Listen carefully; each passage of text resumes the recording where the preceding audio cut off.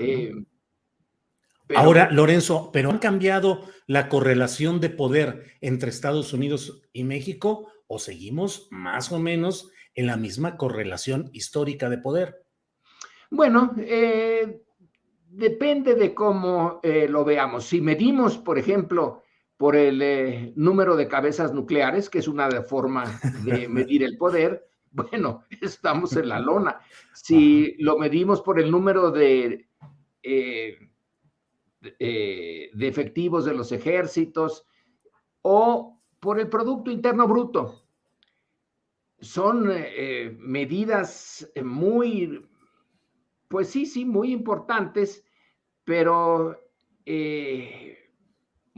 depende de las circunstancias. Como no estamos en pleito abierto, sino en algo, digamos, pues normal en la relación tan intensa de dos países como el nuestro y Estados Unidos, entonces hay muchos niveles de mediación y, ojo, las dos partes saben que un conflicto a fondo les afecta. Claro que nosotros somos la parte débil, pero mira, esto es muy relativo, porque una gran potencia tiene muchos frentes abiertos todo el tiempo, todo el tiempo. Ahorita, desde luego, podemos pensar en Ucrania y en el enfrentamiento vía la OTAN con Rusia, pero hay otros frentes también.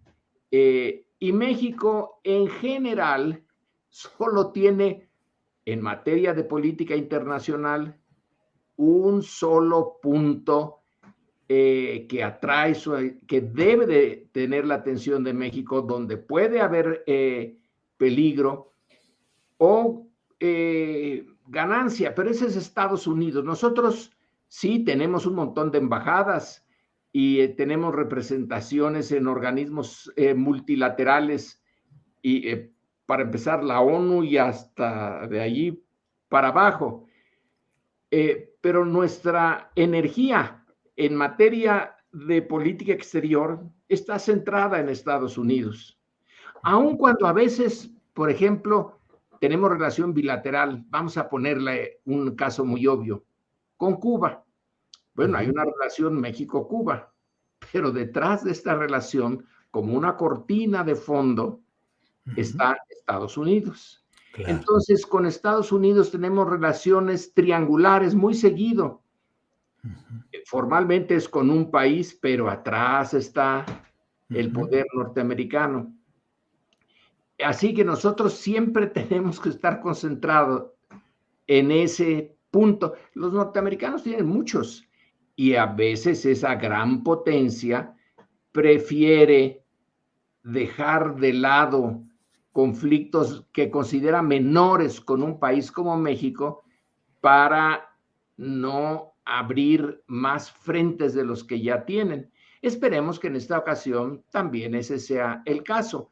A Estados Unidos no le conviene que se rompan o que interfieran de manera negativa las relaciones económicas con México, y yo creo que no busca el uso de todo su potencial para obligar a un país como el nuestro a ceder. En algunos momentos sí lo hace, y no muy lejanos. Recordemos que Trump mandó un mensaje a México muy duro, muy brutal. O detienen en la frontera a esa tsunami de migrantes que viene a Estados Unidos vía México, o les pongo aranceles. Vaya, vaya, esa sí, fíjate que esa amenaza sí estuvo muy directa, brutal, como es Trump. En esta ocasión hay mecanismos dentro del TEMEC, como los había dentro del Tratado de Libre Comercio, mecanismos para arreglar las diferencias. Sí, sí puede haber diferencias. Y claro que las tiene que haber si nuestros intereses no son exactamente los mismos. Pero con esta mediación de los mecanismos, bueno, se van limando las partes más ásperas de eso, y llegado un momento, sí puede el mecanismo de regulación de conflictos decir, miren, aquí esta política mexicana contradice este párrafo o este principio del Tratado de Libre Comercio y tienen que aceptarlo porque México se comprometió a aceptar las resoluciones de estos mecanismos. Es un país soberano México, pero soberanamente decidió suscribir este tratado que nuestro gobierno considera benéfico desde la óptica del largo plazo del interés nacional mexicano. Podemos discutir si realmente la integración económica con Estados Unidos era el único camino o el mejor camino, pero a estas alturas ya estamos metidos en medio de ese camino. Sí. Y irnos de lado o echarnos para atrás es casi imposible. Sí. Así que a todas las partes les conviene relajarse y entrar con buenos argumentos. Por eso ya se llamó a Jesús Seade, que es nuestro embajador en China, pero que fue el negociador del tratado, para que con lupa vea los argumentos norteamericanos y los canadienses también. Un tratado como este, un convenio comercial como este, Lorenzo, establece los límites reales de búsqueda de soberanía y de proyectos propios de un país como México. Es decir, a fin de cuentas, ese tratado pues es una condensación de la filosofía y la práctica del neoliberalismo económico. Y mientras el presidente de la República empuja, señala y denuncia a ese neoliberalismo, pues en los hechos está firmado ese tratado que, te pregunto, ¿establece los verdaderos límites de nuestras posibilidades?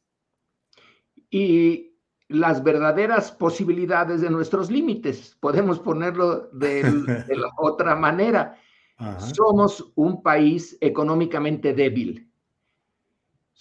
Nuestra economía, por razones geográficas, económicas, políticas, cada vez se integró más a la norteamericana.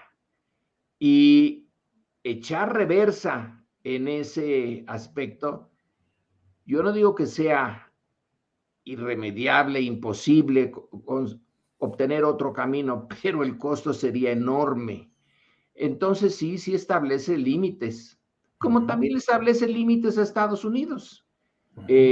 Tampoco puede hacer lo que le venga en gana. Pero claro, en algunos momentos dijo, bueno, no les dejo pasar sus camiones por aquí. A ver, ¿cómo le hacemos cuando te plantan tamaña Claro. posibilidad y tienes que estar ahí aceptando que, bueno, estaba en el tratado que los camiones de carga y los medios de transportar las mercancías tenían un marco muy claro, pero los intereses norteamericanos pusieron, ¿no?, que los camiones mexicanos no los mantienen bien, que son un peligro en las carreteras norteamericanas y un montón de argumentos así, argumentos torcidos, pero argumentos al fin que tienen que discutirse. Estados Unidos también tiene que discutir y no puede mantener por siempre la idea de que no entran estos camiones y ya, punto. No hablamos más. No, sí. Tuvieron que aceptar que la forma no era la correcta y ahora el gobernador de Texas dice, hay que revisar los frenos. Sí. Porque a lo mejor las balatas están mal. Ya ven que estos Claro. son muy descuidados. Sí.